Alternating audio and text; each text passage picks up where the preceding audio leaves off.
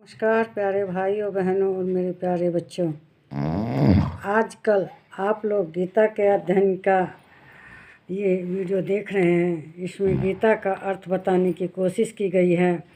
यह वीडियो जो है गीता के अध्याय 6 और श्लोक 31 का है। इसमें अर्जुन श्री कृष्ण भगवान को कह रहे हैं कि मेरे बारे में योग कुछ भी समझ में नहीं आता। तब भी श्री कृष्ण भगवान उन्हें बार बार समझाने की कोशिश करते हैं और इस 30वें श्लोक में कहते हैं कि जो योगी होता है उसके बारे में सुनो। सर्वभूत स्थितम यो माम भजत्येकतमात्मस्थितः सर्वथा वर्तमानोऽपि स योगी मयि वर्तते। जो पुरुष एक ही भाव से स्थित होकर संपूर्ण भूतों में आत्म रूप में स्थित मुझ सच्चिदानंद घन वासुदेव को भजता है, वह योगी सब प्रकार से बरतता हुआ भी मुझ में ही बरतता है। मतलब उस योगी के सब काम भगवान के चरणों में समर्पित होते हैं और वह कुछ भी काम करे वह सब भगवान के लिए ही होते हैं। वह हर तरह से हर कर्म को करता हुआ भगवान को ही याद करता है। उसमें हमेशा भगवान में ही लगा रहता है। श्री कृष्ण भगवान समझाते हैं कि योगी को सब जगह भगवान ही दिखाई देते हैं और उसको भगवान के अलावा कुछ नहीं दिखता। कोई भी कर्म होता है तो उसे लगता है कि मैं भगवान के लिए ही कर रहा हूँ। भगवान के लिए कर्म करते हुए सोचने से जानते हैं क्या लाभ होता है? आदमी गलत काम करने से बचता है। कहते हैं सब जगह भगवान है, भगवान सब देख रहे हैं और वह हमेशा सचेत होकर सही सही अच्छे अच्छे काम ही करता है। वह कभी गलत काम नहीं करता है। तो श्री कृष्ण भगवान कह रहे हैं कि ध्यान में एकाकी भाव में जाकर मन पर नियंत्रण रखने से बुद्धि में भगवान को ही प्राप्त होता है। वह बहुत विचार नहीं करता, उसकी बुद्धि इधर उधर नहीं रहती, वह केवल भगवान में ही ध्यान करता है और वह सब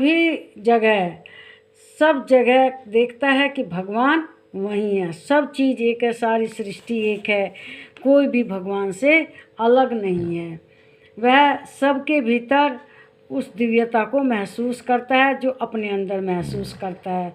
सोचता है मेरे अंदर भी भगवान है और हर वस्तु में हर चीज़ में भगवान है, हर स्थिति में भगवान है। सुख हो दुख हो कैसा भी हो सब जगह भगवान है। देखो जैसे कई सारे मिट्टी के घड़े हैं, वे सब तो बने हैं मिट्टी के ही। जो अपने आप को उसमें घड़ा समझता है कि मैं मिट्टी हूँ, वो तो सब में संभाव सब देखता है, अपने जैसा देखता। लेकिन जो घड़ा समझता है कि नहीं मैं अलग हूँ, मैं तो घड़ा हूँ, तो वह सब में संभाव नहीं देखता। जैसे कोई मनुष्य है, वह अहंकारवश अपना नाम पता अपनी जाति को ही श्रेष्ठ समझे, अपने को ही श्रेष्ठ समझे, अपने देश को श्रेष्ठ समझे और दूसरे को कुछ न समझे, तो वह अहंकारी है।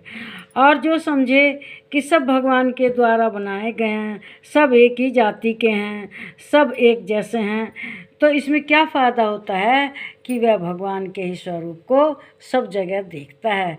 वह अपना अलग कोई अस्तित्व नहीं देखता। इसलिए हर मनुष्य को चाहिए कि वह भगवान में ही अपने आप को देखे और सबको भी भगवान में ही देखे, भगवान और सबके अंदर भगवान देखे।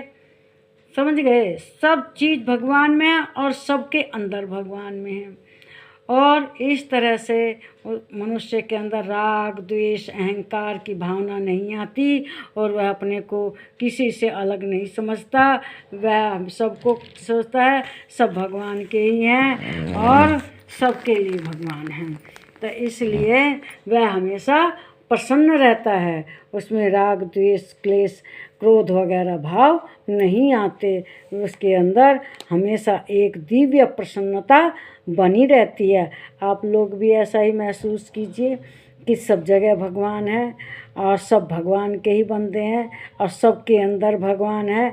इससे हमें ना अहंकार होगा, क्रोध द्वेष किसी तरह की भावना नहीं होगी और हम सबका सम्मान करेंगे, प्रसन्न रहेंगे।